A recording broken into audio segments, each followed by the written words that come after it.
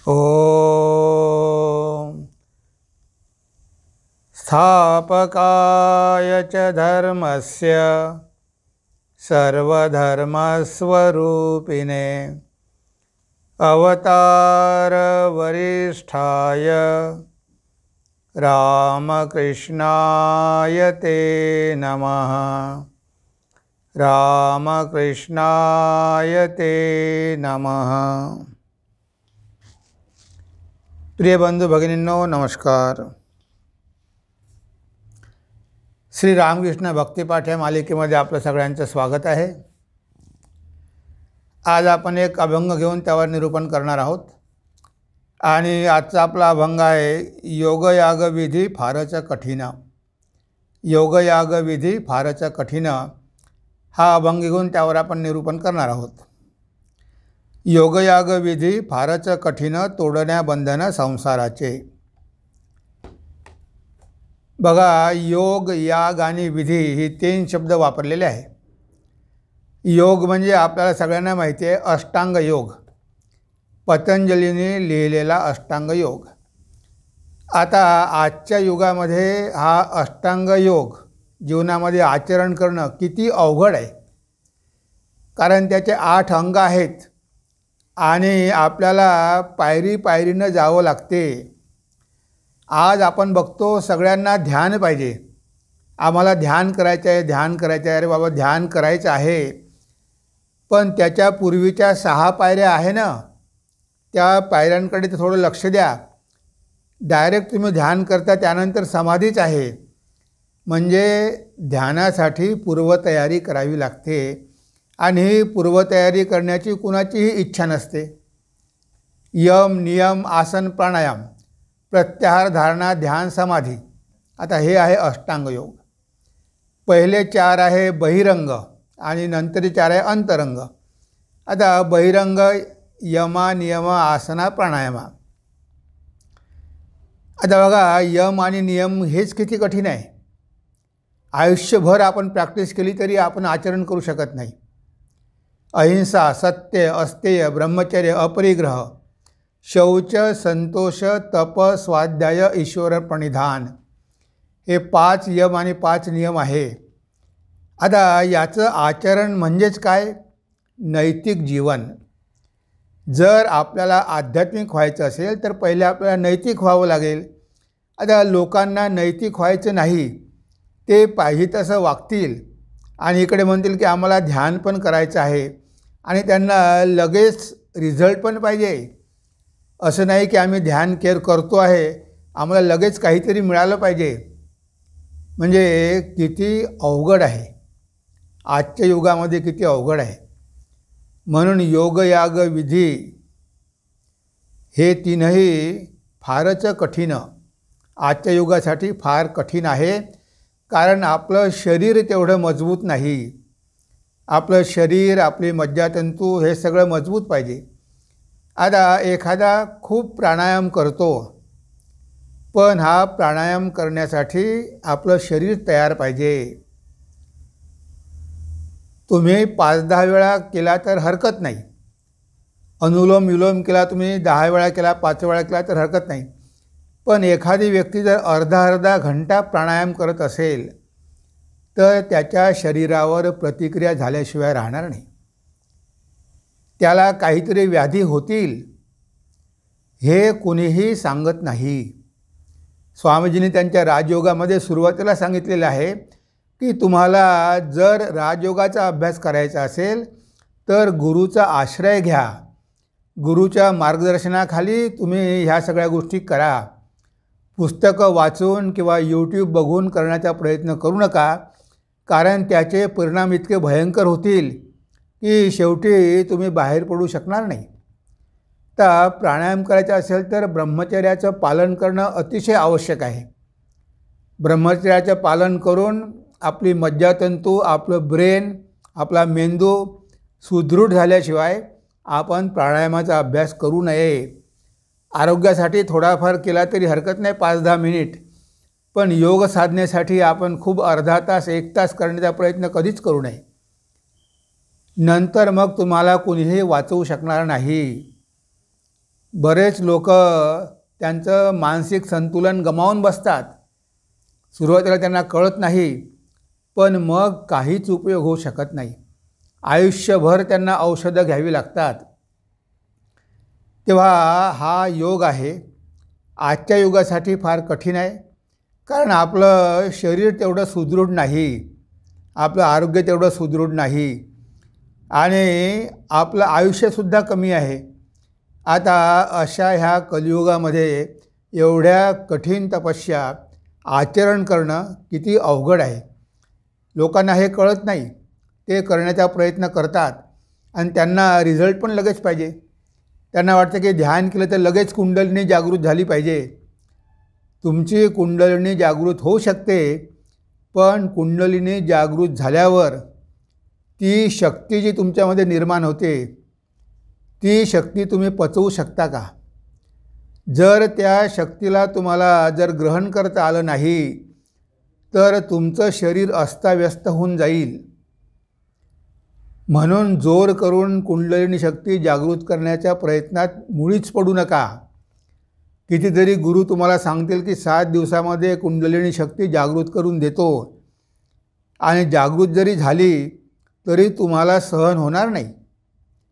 त्यासाठी शरीर सत्वगुणी पाहिजे, त्याशिवाय ती शक्ती आपण सांभाळू शकत नाही.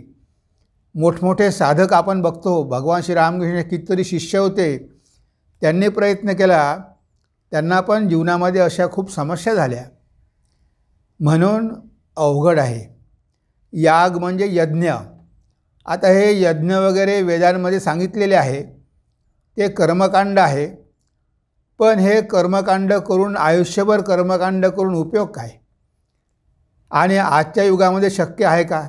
हे मोठमोठे यज्ञ, पुत्रेष्ठी यज्ञ, अश्वमेध यज्ञ, राजसूय यज्ञ, हे सगळं आज शक्य नाही आहे. काही संप्रदाय आहेत की आजही यज्ञ शिकवतात. ठीक आहे, छोट्या मोठ्या प्रमाणावर यज्ञ केला, घरच्या घरी केला, लहान केला, किंवा पाऊस येत नसेल त्यासाठी जर यज्ञ केला, लोकांच्या शांतीसाठी केला, त्या गोष्टी ठीक आहे. पण त्यामुळे तुमची आध्यात्मिक प्रगती होईल अशी अपेक्षा ठेवू नका. लोकांना ते शक्य नाही आहे.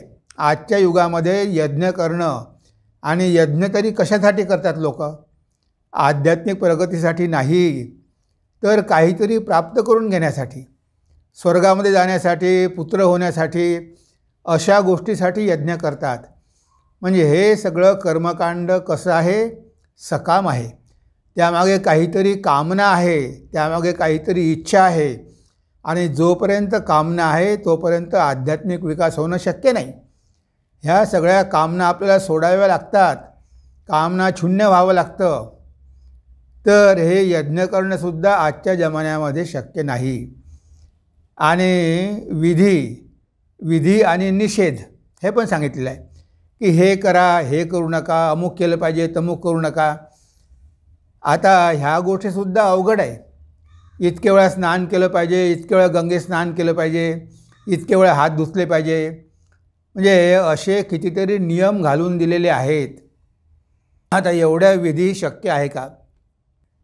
इव्हन संध्याने गायत्री करणं ही सुद्धा एक विधीच आहे, किंवा एक कर्मकांडच आहे की मुलांनी गायत्री मंत्राचा जप केला पाहिजे, संध्या केली पाहिजे. ते ठीक आहे, तुमचं मन पवित्र करण्यासाठी ठीक आहे. पण ईश्वरलाभ करून घेण्यासाठी किंवा आध्यात्मिक प्रगती करण्यासाठी संध्या आणि गायत्री पुरेशी नाही. तुम्ही आयुष्यभर करत राहा, पण काही होणार नाही. ठाकूरांचे एक भक्त होते ईशान, ते ठाकूरांकडे यायचे. आता ते भगवंतासमोर बसलेले आहे, ठाकूर त्यांना उपदेश देत आहे. ते म्हणाले की आता संध्याकाळचे 6 वाजलेले आहे, मला संध्या करायची आहे, संध्या आणि गायत्री करायची आहे. म्हणून ते उठून गंगेकडे गेले आणि मग संध्या गायत्री करून परत आले. ठाकूर म्हणाले, ईशान बाबू, हे संध्या आणि गायत्री करून काय होणार आहे? तुम्ही आयुष्यभर करता आहात, हे कर्मकांड आहे. आता भगवंतासाठी पागल व्हा, आता ईश्वरलाभ करून घेण्यासाठी प्रयत्न करा. हे तर तुम्ही करताच आहात, पण तुम्हाला काय मिळालं? म्हणजे बघा, ईशान बाबूंना सुद्धा ठाकूरांनी हाच उपदेश दिला की हे तुम्ही गायत्री संध्या करून काही तुम्हाला परमेश्वराचा लाभ होणार नाही. हा कर्मकांडाचा एक भाग आहे, तुम्ही करा, त्यामध्ये वाईट काही नाही आहे, पण त्यापासून जास्त अपेक्षा ठेवू नका. मग आम्हाला उपाय काय? तोडण्या बंधनं संसाराचे. हे संसाराचे बंधन तोडण्यासाठी योग याग विधी कठीण आहे, मान्य आहे की या कलियुगामध्ये आम्हाला संसाराचं बंधनच तोडायचं आहे, आम्हाला मुक्त व्हायचं आहे, आम्हाला ह्या सगळ्या जन्ममृत्यू जरा व्याधीमधून मुक्त व्हायचं आहे, सगळ्या दुःखांपासून मुक्त व्हायचं आहे. मग आता जर योग याग विधी जर आम्हाला मदत करू शकत नसेल तर मग आम्ही काय केलं पाहिजे? आहे उपाय, आणि तो सुद्धा अगदी सोपा उपाय आहे. तुम्हाला या कठीण तपस्या करण्याची गरज नाही. तो काय उपाय आहे? भक्ती हाची असे जीवनाचा सार, जीवाचा आधार कलियुगी. त्याला उपाय आहे भक्ती. तुम्ही भगवंताची भक्ती करा, तुमच्यामधल्या वाईट गोष्टी आपोआप निघून जातील. तुम्हाला नैतिक व्हावंच लागेल. आता महाराष्ट्रामध्ये बघा, वारकरी संप्रदायामध्ये भक्ती आहे, त्यामुळे वारकरी लोक दारू पित नाही, मांसाहार करत नाही, म्हणजे आपोआप निर्बंध आला ना. बाकीचे लोक जसे वागतात तसे हे भक्त वागू शकत नाही. म्हणजे त्यांना जबरदस्तीनं काहीही सोडायची गरज नाही. भगवंताची भक्ती केली की ह्या गोष्टी आपोआप सुटतात. भगवंताचा भक्त कधीही खोटं बोलणार नाही, भगवंताचा भक्त वाईट गोष्टी करणार नाही, इतरांना इजा करणार नाही. म्हणजे भक्ती हा एक उपाय आहे की तुम्ही जेवढं भगवंतावर प्रेम कराल तेवढ्या सगळ्या वाईट गोष्टी तुमच्यामधून निघून जातील. गिरीश बाबू किती त्यांनी पापं केली, पण शेवटी त्यांची दारूसुद्धा सुटली, व्यभिचार सुटला. कशामुळे? भगवान श्री रामकृष्णांवर प्रेम केल्यामुळे. म्हणजे जीवनामध्ये नैतिकता आपोआपच येते. त्यासाठी आपल्याला नैतिकता आचरण करावी लागत नाही, आपोआप नैतिकता येते. आणि म्हणून तर अवतार येतात ना. अवतार येण्याचा उद्देश काय? लोकांचा मार्ग सोपा करून देण्यासाठी. आता अवताराला जर आपण मानलं, जर अवतारावर भक्ती केली तर भगवंतावर भक्ती केल्यासारखंच आहे. त्यामुळे मनातले विकार आपोआप कमी होतात. त्यासाठी वेगळं काही करावं लागत नाही. योग याग यज्ञ काहीच करावं लागत नाही. तुम्ही भगवंतावर प्रेम करा. तोतापुरी भगवंताचा सगुण साकार मानत नव्हते. केशवचंद्र सेन ते सुद्धा भगवंताला मानत नव्हते, भगवंताची मूर्ती मानत नव्हते. त्यांच्यामध्ये भक्ती नव्हती, त्यांच्यामध्ये वेदांतच होता. स्वामी विवेकानंद मूर्तिपूजा मानत नव्हते. पण हे सगळे जेव्हा भगवान श्री रामकृष्णांकडे आले आणि जेव्हा त्यांना दिसलं की भक्तीच्या मार्गानं मनुष्य समाधीचा लाभ करून घेऊ शकतो, तेव्हा त्या सगळ्यांनी भक्तिमार्ग स्वीकारला. त्यापूर्वी ते भक्ती मानत नव्हते, ते फक्त वेदांतच मानायचे. पण भगवान श्री रामकृष्णाने केशवला म्हटलं, अरे आई आई म्हणत जा, आईचं नाव घेत जा, ती जगन्माता सगळं काही करून देईल. आणि केशवचंद्र सेन भगवंताचं नाव घेऊ लागला, संकीर्तन करू लागला, आई आई म्हणू लागला. आणि त्यामुळे त्याच्यामध्ये किती बदल घडून आला. म्हणजे बघा, अवताराला माहिती असतं कोणता मार्ग आपल्यासाठी सोपा आहे, हे भगवंताला माहिती असतं. आणि म्हणून ह्या कलियुगामध्ये भक्तिमार्ग अतिशय सोपा आहे. भक्तीमध्ये तुम्हाला काहीच सोडावं लागत नाही, कारण ह्या सगळ्या गोष्टी आपोआप सुटतात. जे भगवान श्री रामकृष्णांच्या संपर्कात आले त्यांच्या मनामधले विकारसुद्धा खूप कमी झाले. बघा, भगवंतावर भक्ती केल्यामुळे मन आपोआप पवित्र होतं. भगवान श्री रामकृष्णांचे एक गृहस्थ भक्त महेंद्रनाथ गुप्त, ते गेले होते महेंद्रनाथ सरकारकडे. ते डॉक्टर होते, ठाकूर आजारी होते. आता ठाकूर आजारी असताना ते डॉक्टरांना आणायला गेले आणि जेव्हा डॉक्टर आणि महेंद्रनाथ गुप्त टांग्यामध्ये येत होते श्यामपुकूर वाडीला आणि परत आल्यावर ते ठाकूरांना सांगत आहे, त्यांच्याशी काय संभाषण झालं ते ठाकूरांना सांगत आहे. ते म्हणतात, आपल्याकडे जे येतात त्यातील अनेकांनी काम जिंकलं आहे असे मी म्हणालो. म्हणजे मास्टर महाशय डॉक्टरांना काय म्हणाले की आपल्याकडे जे येतात त्यातील अनेकांनी काम जिंकलं आहे असे मी म्हणालो. त्यावर डॉक्टर म्हणाले, माझाही कामबिम नाहीसा झाला आहे, ठाऊक आहे. त्यावर डॉक्टर पण राजी झाले. ते म्हणाले की माझासुद्धा कामबिम सगळा नाहीसा झालेला आहे. म्हणजे डॉक्टर वेदांत मानणारे, तर्क करणारे, पण त्यांच्या मनामधले विकारसुद्धा हळूहळू कमी होत गेले. कशामुळे? भगवान श्री रामकृष्णांच्या संपर्कामुळे. पुढे काय म्हणतात मास्टर महाशय, मी म्हणालो, आपण तर थोर पुरुष आहात, आपण काम जिंकलं आहे असे म्हणता त्यात काही आश्चर्य नाही. पण क्षुल्लक माणसे देखील श्री रामकृष्णांच्या जवळ राहिल्याने इंद्रियावर जय मिळवित आहेत, हे खरे आश्चर्य आहे. म्हणजे सामान्य मनुष्यसुद्धा जे भगवान श्री रामकृष्णांच्या संपर्कामध्ये आलेले आहे त्यांनी कामावर जय मिळवलेला आहे. ही किती आश्चर्यकारक गोष्ट आहे. म्हणजे बघा, मास्टर माशे ठाकूरांना सांगतात की तुमच्या संपर्कामध्ये आल्यामुळे अनेक भक्त आपल्या मनातले विकार पूर्णपणे जिंकू शकले. काम, क्रोध, लोभ, मद, मोह, मत्सर हेच तर आपले शत्रू आहे ना. हे मनामध्ये असल्यामुळेच आपलं मन अपवित्र आहे. पण बघा, भगवंताची भक्ती केल्यामुळे, श्री रामकृष्णांची भक्ती केल्यामुळे हे भक्तांच्या मनामधले विकार हळूहळू निघून जात आहे. सर्वसामान्य भक्तसुद्धा कामजय करू शकले, हे केवढं मोठं आश्चर्य आहे.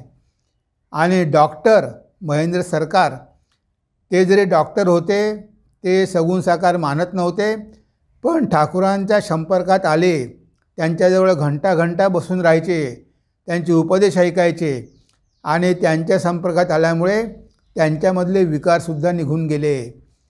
त्यांच्यामधला पैशाचा मोहसुद्धा कमी झाला. ते म्हणाले की आता मी सगळ्या पेशंटकडे जाऊ शकत नाही, कारण मला इथेच बसून राहावं असं वाटतं. म्हणजे हे असतं भगवंताचं आकर्षण. भगवंत आपल्याकडे सगळ्यांना आकर्षित करून घेतो आणि भगवंताच्या संपर्कात आलं की मग ह्या सगळ्या गोष्टी राहू शकत नाही. कारण जर भगवंत नित्य शुद्ध आहे आणि नित्य शुद्ध भगवंताच्या संपर्कात आल्यावर हा जीव आपोआपच पवित्र होतो. त्यांचे उपदेश ऐकून, त्यांचा संग करून, त्यांची सेवा करून आपोआप त्यांची जीवनं विकसित होतात, उन्नत होतात, ते आध्यात्मिक प्रगती करतात. म्हणून आपण बघतो की भक्तिमार्ग हा कलियुगासाठी फार उपयुक्त आहे.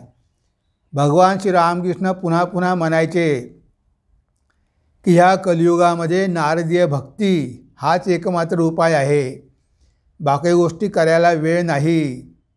नारदीय भक्ती, भगवंताचं नाम गुण संकीर्तन करा, भगवंतावर भक्ती करा, भगवंतावर प्रेम करा, भगवंताची सेवा करा, भगवंताचं कार्य करा. म्हणजे भक्तिमार्ग या कलियुगासाठी फार सोपा आहे. कारण जीवाचा प्राण अन्नगत आहे, जीवाचं आयुष्य कमी आहे, त्याचं सामर्थ्य कमी आहे. त्या मोठमोठ्या तपस्या करण्याची ही वेळ नाही. आणि या कलियुगामध्ये भक्तीमुळे भगवंत लवकर प्रसन्न होतात. भगवंताचं नाव घेतलं तर भगवंतच आपल्याला मदत करतात. आपण त्यांच्याकडे एक पाऊल गेलो तर ते आपल्याकडे 10 पावलं चालत येतात. म्हणजे कलियुग त्या दृष्टीनं आपल्याला म्हणता येईल की खरोखर आपल्यासाठी एक संधी आहे. या कलियुगामध्ये आध्यात्मिक उन्नती सहज होऊ शकते, कारण भगवंत ह्या जीवावर करुणा करतात. त्यांना माहिती आहे की कलियुगातला जीव अल्पशक्तीगुण आलेला आहे, त्याला मदत केल्याशिवाय त्याचा उद्धार होणार नाही. म्हणून भगवंत स्वतः अवतार घेतात, लोकांना भक्ती शिकवतात, त्यांना आध्यात्मिक मार्ग दाखवून देतात आणि तो मार्ग जर आपण जीवनामध्ये आचरणामध्ये आणला तर आपली सहज प्रगती होते. म्हणून म्हटलं आहे की कलियुगासाठी नारदीय भक्ती, ह्या भक्तीचा आश्रय घेऊन आपण राहिलो पाहिजे. म्हणजे आपल्याला काही करावं लागणार नाही, कारण भगवंतच आपल्यासाठी करतील. तेच आपलं मन पवित्र करून देतील. तेच आपल्याला वाईट मार्गाने जाऊ देणार नाही. कारण आता आपण भगवंताचा हात धरलेला आहे. आता ती भगवंताची जबाबदारी आहे. आपल्याला योग्य मार्गाने घेऊन जाणं, आपल्याला चांगलं करणं. माताजी म्हणायच्या की माझ्या मुलांनी जर घाण माखली असेल तर मी आई आहे, माझं कर्तव्य आहे की त्यांना स्नान करून स्वच्छ करणं आणि स्वतःच्या मांडीवर घेणं, हे माझं कर्तव्य आहे. तर हे भगवंताचं कर्तव्य आहे. आपण तर अज्ञानी आहोत, आपल्याला तेवढं ज्ञान नाही आणि आपण सगळा चिखल आपल्या शरीराला माखून घेतो. मैली चादर लेकर कैसे मैं द्वार तुम्हारे आऊ, हे गाणं आहे तुलसीदासांचं, की हे चादर शरीर मैलं झालेलं आहे, हे घेऊन मी तुमच्यासमोर कसा येऊ, मला लाज वाटते. पण भगवंत ती चादर साफ करून देतात. आपण जसं आहो तसं भगवंताला शरणागत झालो पाहिजे. मग ते त्याचं कर्तव्य आहे. आपल्याला कशाप्रकारे शुद्ध करायचं, कशाप्रकारे पवित्र करायचं हे तो बघून घेईल. मग आपल्याला त्याची काळजी नाही. तो आपल्याला वाईट मार्गाने कधी जाऊच देणार नाही. पण तसा विश्वास पाहिजे, तशी श्रद्धा पाहिजे, तशी भक्ती पाहिजे, तसं प्रेम पाहिजे, तर तो आपला भार घेतल्याशिवाय राहणार नाही. म्हणून भक्ती हाची असे जीवनाचा सार, जीवाचा आधार कलियुगी. नंतर गुरुवाक्यावरी ठेवून विश्वास, भजावे देवास निरंतर. तिसरी पायरी काय आहे की गुरुवाक्यावरी ठेवून विश्वास, भजावे देवास निरंतर. आता इथे गुरुचं महत्त्व खूप आहे. कारण गुरुच आपल्याला भगवंताकडे घेऊन जात असतो. तेव्हा गुरुने आपल्याला जे सांगितलेलं आहे ते आपण करायला पाहिजे. त्यामुळे आपली भक्ती वाढेल. भक्ती एकदम वाढू शकत नाही, भक्तीचा एकदम उदय होत नाही. तेव्हा गुरु काय आहे, शिष्य आणि भगवंतामधला दुवा आहे, तो एजंट आहे. तो भक्ताला भगवंताशी एक करतो, शिष्याला भगवंताकडे घेऊन जातो. तेव्हा आध्यात्मिक जीवनामध्ये गुरुची फार आवश्यकता आहे. आणि गुरु आपल्याला भगवंताकडे घेऊन जातात, पण गुरुच्या वाक्यावरती आपला विश्वास तर पाहिजे. गुरु कृपांजन पायो मेरे भाई, राम बिना कछु जानत नाही. म्हणजे गुरुची कृपा मला मिळाली आणि गुरुच्या कृपेमुळे मला भगवंताचं नाव मिळालं. गुरु कृपांजन पायो मेरे भाई. आणि आता त्यामुळे मी रामाशिवाय दुसरं काही जानतच नाही. जागत देखू सोवत देखू, सपने में देखू राम ही राम. आता मला सगळीकडे तो रामच दिसतो, कारण ते गुरुनं मला कृपा अंजन दिलं आहे. गुरु कृपांजन, माझ्या डोळ्याला ते अंजन लावलेलं आहे की मला माझ्या दृष्टीनं आता रामच दिसतो. मला हे जग दिसत नाही. हे सगळं जग राममय झालेलं आहे, विष्णुमय झालेलं आहे. म्हणजे गुरुची कृपा आपल्यावर होते. पण आपण गुरुच्या वाक्यावर विश्वास ठेवायला पाहिजे. गुरु आपल्याला जो मार्ग सांगेल तोच आपल्यासाठी योग्य आहे असा विश्वास पाहिजे. बघा, स्वामी विवेकानंदांचे शिष्य होते कल्याणानंद, कल्याण महाराज. त्यांचा संन्यास झाला आणि स्वामीजी म्हणाले की कल्याण, मी सांगितलेलं काम करणार का? तो म्हणाला की मी तुमच्या चरणी तन मन धनाने समर्पित केलेलो आहे. मी समर्पित झालेलो आहे, शरणागत आलेलो आहे. आता मी तुमचा दास आहे. तुम्ही जो ऑर्डर कराल, जी आज्ञा द्याल ते मी करायला तयार आहे. मग म्हणे तू असं कर, हिमालयामध्ये जा, हरिद्वारला एक दवाखाना सुरू कर. त्या भागामध्ये गरीब लोकांना उपचार मिळत नाही, त्यामुळे ते मृत्युमुखी पडतात. त्या भागात साधू आहे, गरीब आहे, आदिवासी आहे, त्यांच्यासाठी एक झोपडी बांधून त्यांना औषध दे. करशील का? कारण स्वामीजींनी भारत भ्रमण करताना ते दृश्य बघितलेलं होतं. त्यांना माहिती होतं त्या भागामध्ये काय दुःख आहे लोकांचे. पण म्हणे बघ, फॉरगेट बेंगॉल, बेंगॉलला आता विसरून जा. मी सांगितलेलं काम कर. मी सांगितलेलं काम केल्यामुळे तू परमहंस होशील. बघा गुरुचा आशीर्वाद. त्याने बाकी काहीही करायला सांगितले नाही की मी तुला जे काम दिलेलं आहे ते काम तू कर, त्यामुळेच तुला ब्रह्मज्ञान होईल.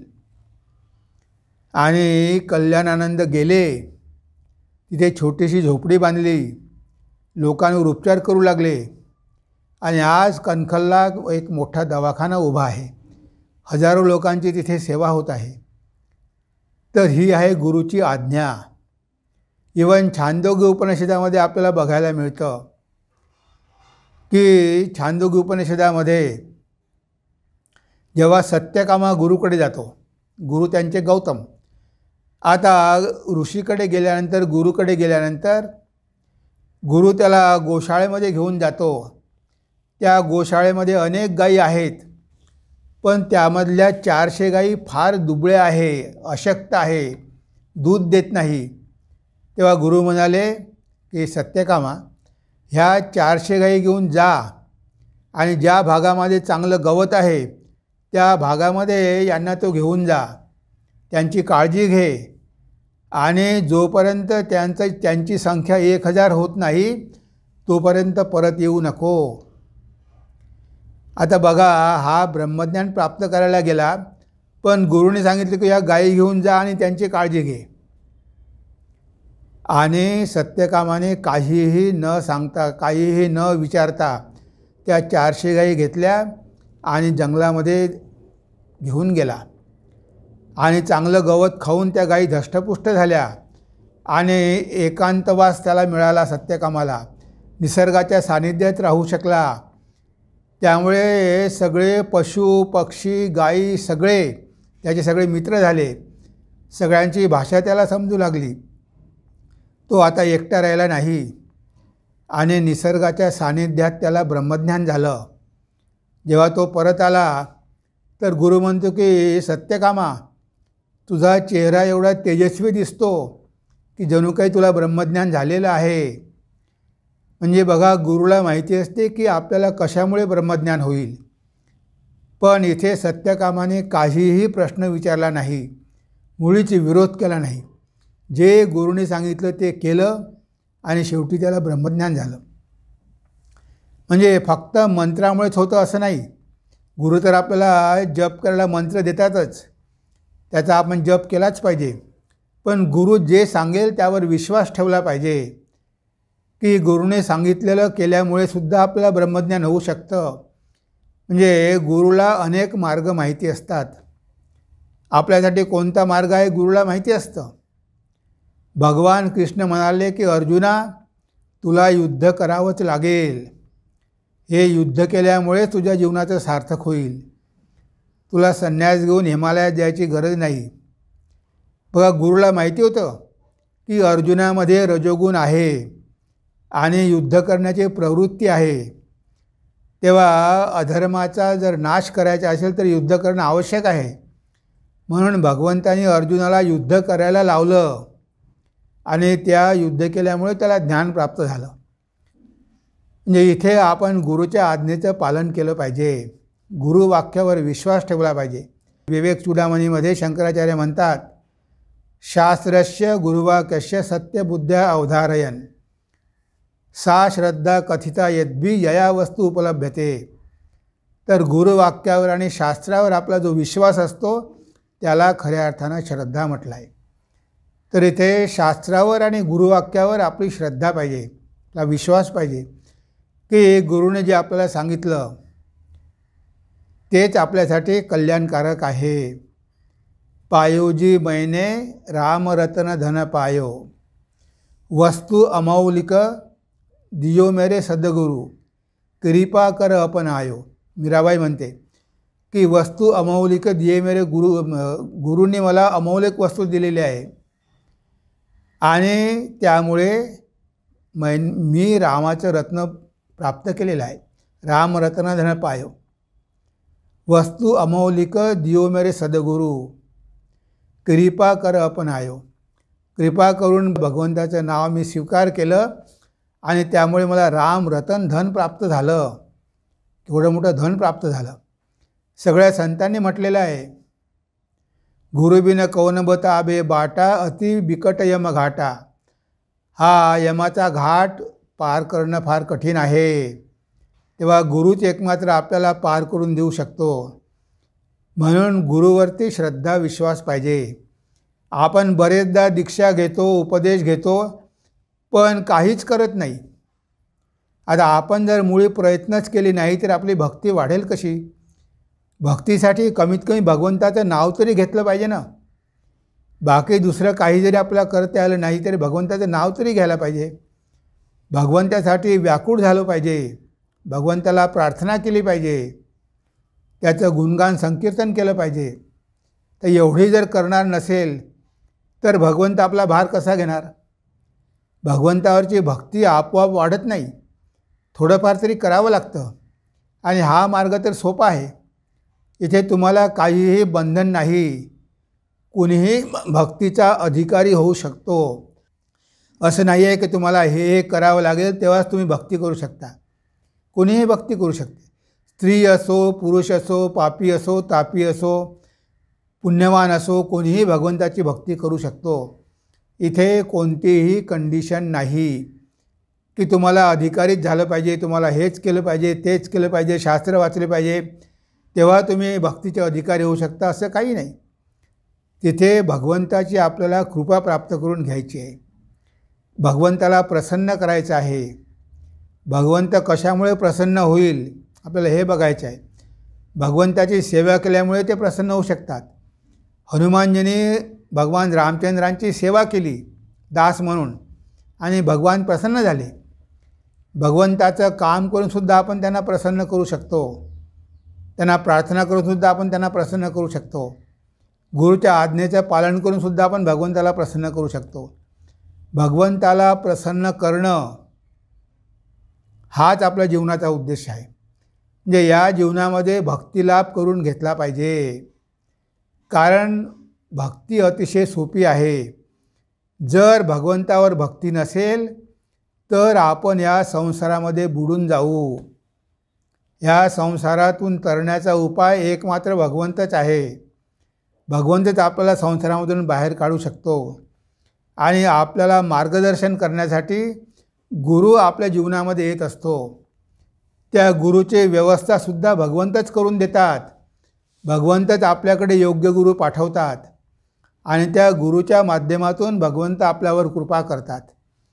तेव्हा गुरु वाक्यावर आपला विश्वास पाहिजे. म्हणजे भगवंतावरची भक्ती आपली वाढत जाते. भगवंतावरचं प्रेम वाढते आणि हळूहळू आपली आध्यात्मिक प्रगती होते. तर कलियुगासाठी भक्तिमार्ग आवश्यक आहे. भक्तिमार्गामध्ये प्रगती करून घेण्यासाठी गुरुची आवश्यकता आहे. आणि गुरुच्या वाक्यावर विश्वास असणं हे अतिशय महत्त्वाचं आहे.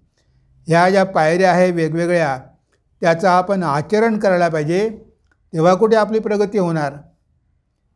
भक्तिमार्ग म्हणजे आपल्याला वाटतं की खूपच सोपा आहे असं नाही आहे. भक्तिमार्गामध्ये सुद्धा भक्ती लाभासाठी प्रयत्न करावेच लागतात. तीर्थयात्रेला गेलं पाहिजे, भगवंताची पूजा केली पाहिजे, त्याचे गुण श्रवण केलं पाहिजे, त्याच्या लीलेचं चिंतन केलं पाहिजे, त्याला नेहमी प्रार्थना केली पाहिजे, त्याचं नाव घेतलं पाहिजे.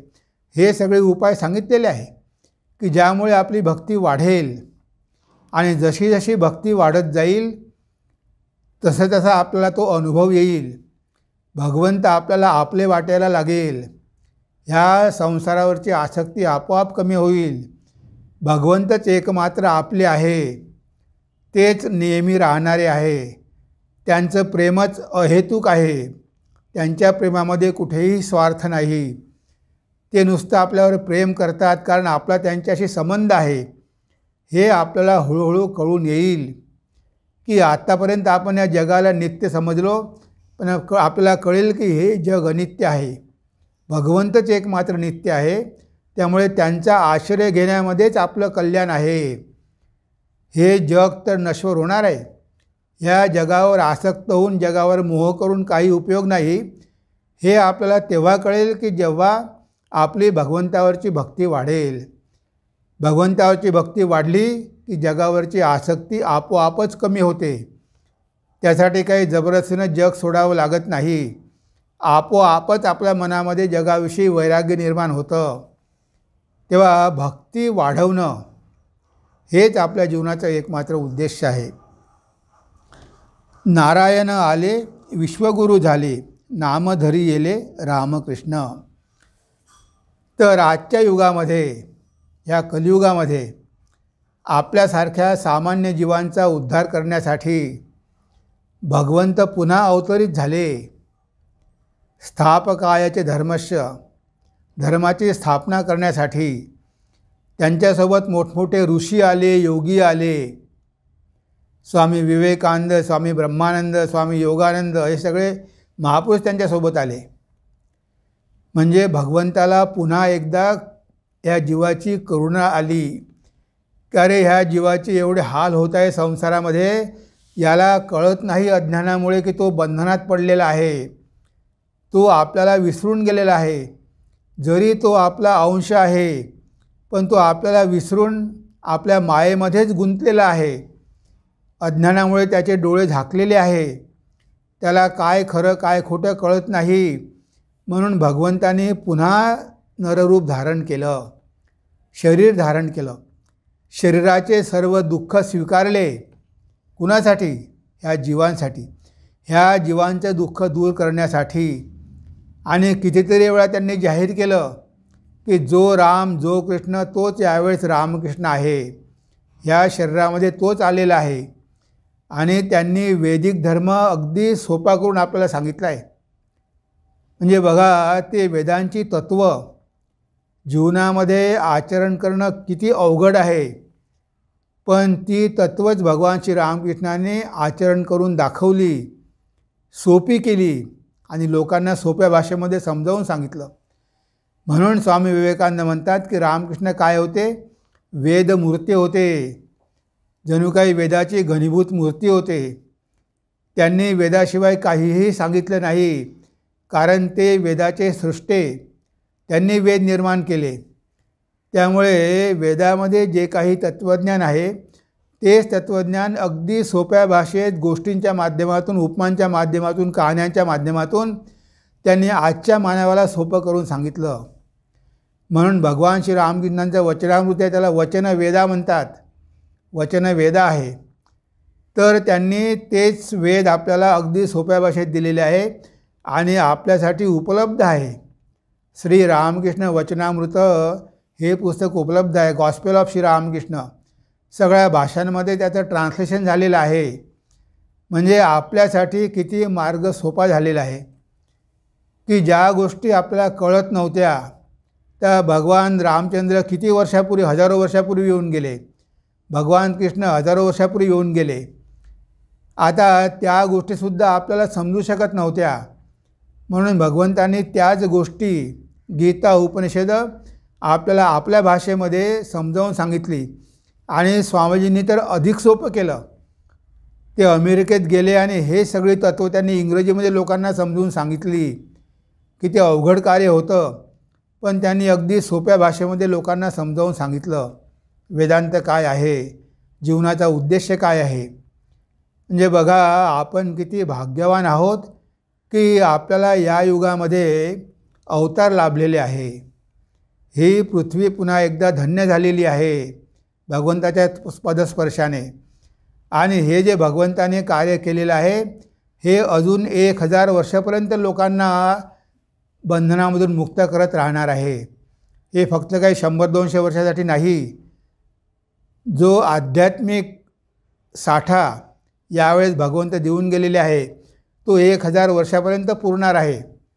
एवढी आध्यात्मिकता ते या जगाला देऊन गेलेले आहे. पण आपला त्याचं महत्त्व कळत नाही, कारण फक्त 100-150 वर्ष झालेली आहे. त्यामुळे आपल्याला ह्या अवताराचं महत्त्व अजूनही कळलेलं नाही. तेव्हा भगवंत साक्षात अवतार घेऊन आलेले आहेत. खुदिराम जेव्हा गयेला गेले तेव्हा त्यांना साक्षात भगवंतांनी दर्शन दिलं स्वप्नामध्ये आणि सांगितलं की खुदिराम, मी तुझ्या घरी तुझा मुलगा होऊन जन्माला येत आहे. यावेळेस मी अवतार घेणार आहे. म्हणजे बघा, स्वतः येण्यापूर्वी भगवंतांनी जाहीर केलं की मी तुझ्या घरी यावेळेस तुझा पुत्र म्हणून अवतार घेत आहे. आणि त्यांनी अवतार घेतला आणि स्वतःसुद्धा कितीतरी वेळा हे सांगितलं. नरेंद्राला शेवटल्या क्षणी सांगितलं, अरे नरेंद्रा, अजूनही तुझ्या मनामध्ये संशय आहे. अरे जो राम होता, जो कृष्ण होता, तोच यावेळी रामकृष्ण आहे. हे त्यांनी स्वतः जाहीर केलेलं आहे की लोकांना त्यांचं महत्त्व कळावं, लोकांनी त्यांचा स्वीकार करावा, त्यांच्यावर भक्ती करावी आणि स्वतःचा उद्धार करून घ्यावा. कारण जेव्हा अवतार येतात ते लाखो लोकांना भवसागर पार करू शकतात. त्यांच्यामध्ये तेवढं सामर्थ्य असतं, ते लाखो लोकांना पलीकडे घेऊन जाऊ शकतात. म्हणून लोकांना माहिती व्हावं म्हणून भगवान श्री रामकृष्णाने स्वतः लोकांना सांगितलं, अरे या शरीरामध्ये कुणीतरी आहे, साक्षात भगवंतच आहे, सच्चिदानंदच आहे. यावेळी तो सच्चिदानंद ह्या शरीराच्या रूपाने अवतार घेऊन आलेला आहे. हे भगवंताने सुद्धा सांगितलं. तर आपण त्यावर विश्वास ठेवून भगवान श्री रामकृष्णांवर भक्ती करून त्यांच्या उपदेशाचं आचरण करून या भवसागरामधून पार झालो पाहिजे. आज हे भवबंधन पार करण्यासाठी भगवान श्री रामकृष्ण हे खूप मोठा आपल्याला आधार आहे. त्यांच्या चरणाचा आश्रय घेऊन आपण सहज हा भवसागर पार होऊ शकतो. कारण ते करुणामय आहे, त्यांचं प्रेम अहेतुक आहे, त्यांचं प्रेम दिव्य आहे. दिव्य लोक असे दिव्य प्रेम को धरती पर तुम लाए, रामकृष्ण तेरे प्रेम की गंगा घर घर बहती जाए. ते दिव्य प्रेम घेऊन या जगामध्ये आलेले आहे. आता त्या प्रेमाचा प्रचार प्रसार करा, घरोघरी ती प्रेमाची गंगा जाऊ द्या आणि लोकांचा उद्धार होऊ द्या. हेच आपलं कर्तव्य आहे. श्रीकांत सांगतो, रामकृष्ण म्हणा आणिक साधना नाही लागे. तेव्हा या युगामध्ये श्री रामकृष्णांचं नाव घ्या, बाकी दुसऱ्या कोणत्याही साधनेची गरज नाही. भगवान श्री रामकृष्णांचा जर तुम्ही आधार घेतला, त्यांच्यामध्ये तुम्हाला सगळ्या देवतांचं दर्शन होऊ शकतं. कारण ते सर्व देवदेवी स्वरूपाय आहेत. अनेक भक्तांना त्यांच्यामध्ये वेगवेगळी दर्शनं झाली. रामचंद्र दत्तांनी त्यांच्यामध्ये कृष्णाला बघितलं, तर भैरवी ब्राह्मणीने त्यांच्यामध्येच रामाला बघितलं. गोपालच्या आईने त्यांच्यामध्येच गोपाल कृष्णाला बघितलं, तर मथुरबाबूने त्यांच्या शरीरामध्येच काली आणि शिव बघितले. म्हणजे भक्तांसाठी ते कोणतंही रूप धारण करू शकतात, कारण ते पूर्ण ब्रह्म आहे. ते जरी निर्गुण निराकार असले तरी भक्तांच्या प्रेमामुळे सगुण साकार होतात, भक्ताची इच्छा ते पूर्ण करतात. म्हणून आपण विश्वास ठेवला पाहिजे की भगवान श्री रामकृष्णांमध्येच सगळं काही आहे. आपल्याला जे काही पाहिजे ते सगळंच्या सगळं देण्यास भगवान श्री रामकृष्ण समर्थ आहे. आध्यात्मिक प्रगती करण्यासाठी आणि भौतिक प्रगती करण्यासाठी सुद्धा ते समर्थ आहेत. ते आपल्याला काहीही देऊ शकतात. आपल्या भक्तांनी जर आग्रह केला तर ते नाही म्हणू शकत नाही, एवढं त्यांचं हृदय विशाल आहे. तेव्हा आपण भगवंतावर भगवान श्री रामकृष्णावर जोर करू शकतो, कारण ते आपले आहे, आपण त्यांचे आहोत, आपण त्यांचे पुत्र आणि कन्या आहोत, आपले ते आईवडील आहे, त्यांच्यावर आपला पूर्ण अधिकार आहे. आपण जे मागू ते देऊ शकतील, पण आपल्यामध्ये तेवढी पात्रता पाहिजे, आपल्यामध्ये तेवढा विश्वास पाहिजे की या भगवंताशिवाय जगामध्ये माझं कोणीही नाही, मी कुणावरही अवलंबून राहणार नाही. मी फक्त भगवान श्री रामकृष्णांच्या चरणाचा आश्रय घेईल आणि मला जे काही पाहिजे ते सगळं भगवंतच देणार आहे. मी इतरांवर अवलंबून राहण्याची मला काहीही गरज नाही, कारण भगवंत सर्व शक्तिमान आहे, सगळं देण्यास समर्थ आहे. मग मी इतर गोष्टींची कशाला मदत घ्यायची, कशाला सहारा घ्यायचा, कशाला आश्रय घ्यायचा. असा जर आपला दृढ विश्वास असेल तर भगवंत आपल्याला सगळं काही देऊ शकतील, ते देण्यास समर्थ आहेच. म्हणून जर भगवान श्री रामकृष्णांचं नाम घेतलं, जर भगवान श्री रामकृष्णांची भक्ती केली, तर आणखी कोणत्याही साधना करण्याची, योग याग यज्ञ हे सगळं विधी हे सगळं करण्याची आपल्याला काहीही गरज नाही. ह्या युगासाठी भगवंत आलेले आहे. त्यांच्यावर भक्ती करा, त्यांच्यावर प्रेम करा, त्यांच्या नावाचा आधार घ्या, त्यांचं गुणगान कीर्तन करा आणि तुम्हाला सगळं मिळेल. तुम्ही हा भवसागर सहज पार करून जाल.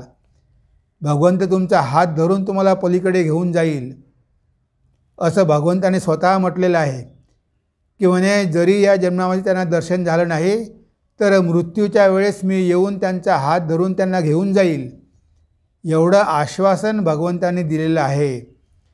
तेव्हा आपल्या सगळ्यांसाठी हा सोपा मार्ग आहे की भगवान श्री रामकृष्णांचा आश्रय घेऊन, त्यांच्या चरणांचा आश्रय घेऊन, त्यांच्या नावाचा आश्रय घेऊन आपण सहज हा भवसागर पार करू शकतो.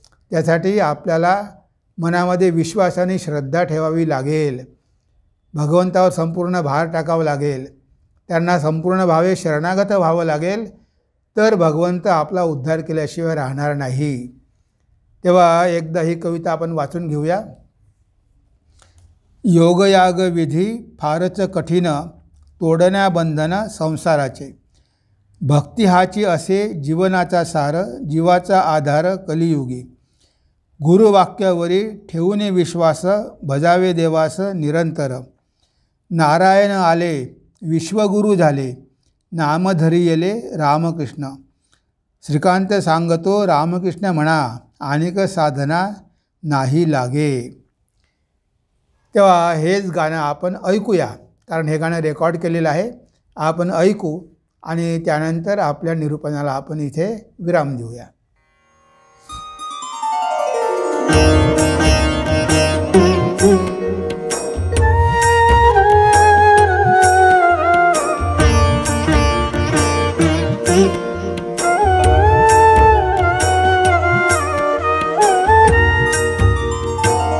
योगयाग विधी फारच कठीण, योगयाग विधी फारच कठीण.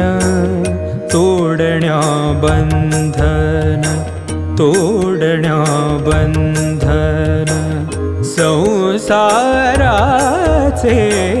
योगयाग विधी फारच कठीण. तोडण्या बंधन, तोडण्या बंधन संसाराचे. योगयाग विधी फारच कठीण.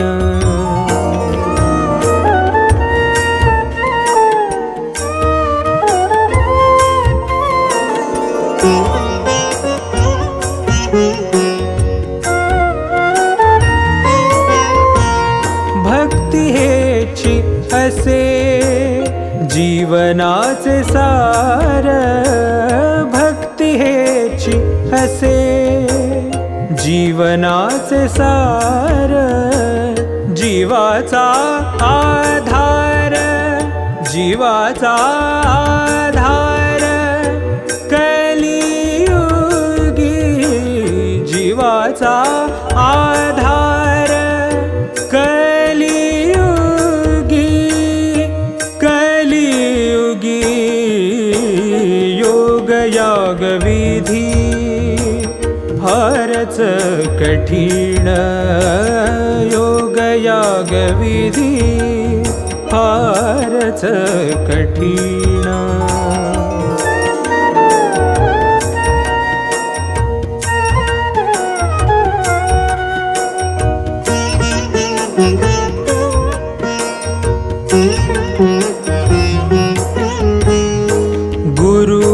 गुरुवाक्यावरी ठेवोनी विश्वास, गुरुवाक्यावरी ठेवोनी विश्वास. गुरुवाक्यावरी ठेवोनी विश्वास. भजावे देवास, भजावे देवास, भजावे देवास. निरंतर योगयाग विधी फारच कठीण योगयाग विधी फारच कठीण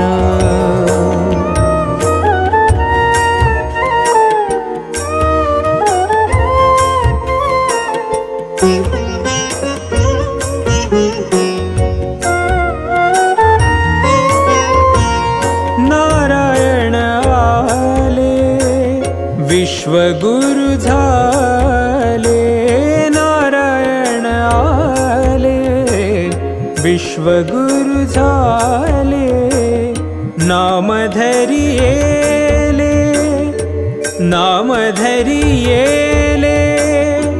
राम कृष्ण नाम धरियेले राम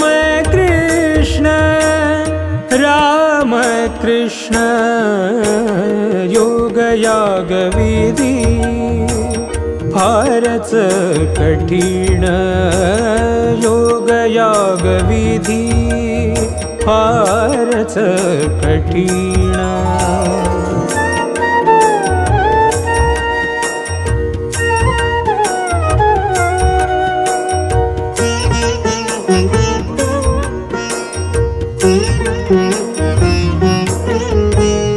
श्रीकांत सांगतो रामकृष्ण म्हणा श्रीकांत सांगतो रामकृष्ण म्हणा श्रीकांत सांगतो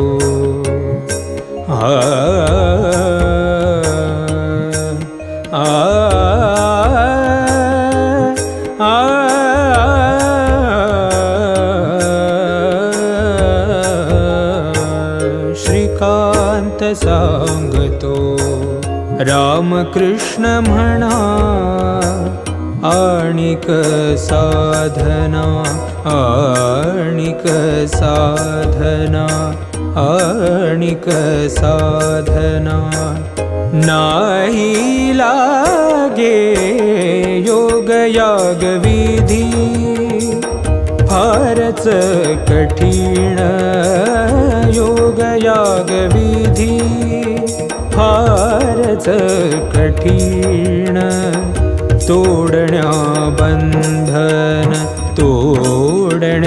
बंधन संसाराचे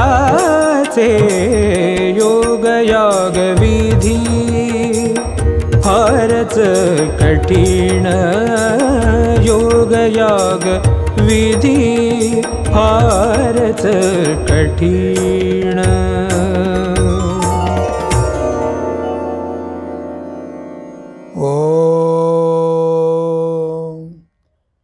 सर्वे भवन्तु सुखिनः सर्वे सन्तु निरामया सर्वे भद्राणि पश्यन्तु मा कश्चित् दुःखभाग् भवेत् मा कश्चित् दुःखभाग् भवेत् ॐ शान्ति शान्ति शान्तिः हरिः ॐ तत्सत् श्रीरामकृष्णार्पणमस्तु।